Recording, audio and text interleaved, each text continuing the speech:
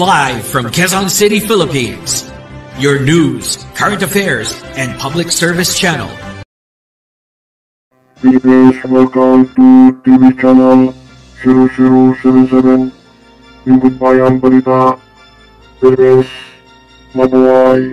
Thank you, Philippines. Let us find out if how these cardiac arrest and heart attack are different to each other. We must have to acknowledge how to defeat this kind of scenario of heart problem. Once this deadly disease attack our health, Philippines, listen good. Mabuhay. Heart attack versus cardiac arrest. Understanding the differences. A heart attack happens when an interruption or a blockage of the blood that usually flows to the heart. Without sufficient oxygen-rich blood flowing to the heart, it may cause damage to one of the body's most essential organs, and the heart muscle may begin to die. On the other hand, a cardiac arrest is what everyone knows as sudden cardiac death. The word arrest means to stop, detain, or cease.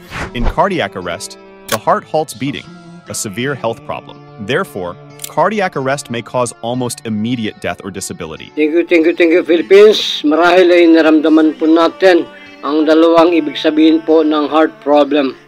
Attack, no?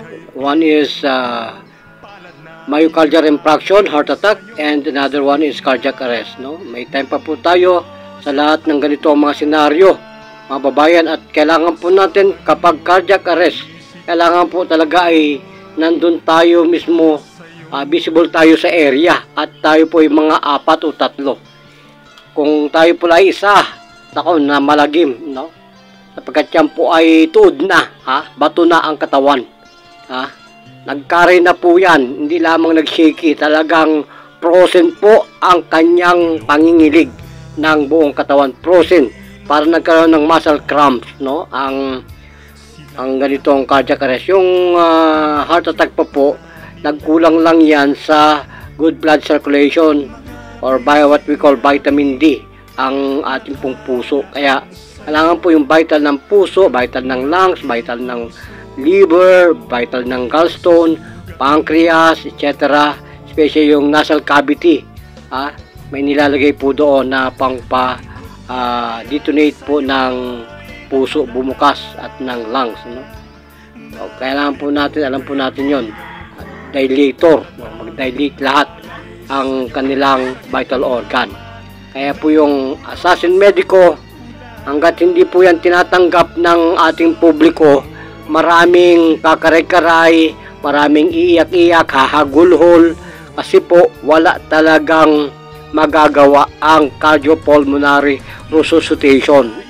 A little bit it might help, but not actually. To the rest of the incident, it will be a guarantee as your weapon for saving one life, no? So kailangan po natin magkaroon po tayo ng update ng pag-aaral ng mga ganitong senaryo. Komando po yan. Kaya po yung tinatawag na assassin medico ay wala po halos lumabas sa buong mundo. Very fatality po ng training nito. Wala pong bali-bali dito ng mga tuhod, balikat na salag-salag, self-defense. Ito po ay bukod.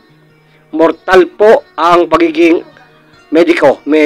Kaya sana po ay ating pong mapag-aralan ang ganitong mensahe ng inyo pong abang lingkod nang hindi na po tayo makaramdam ng pagdadalamhati sa lahat po ng oras at sa kuna. Marami na pong na-training to. Philippines, mabuhay!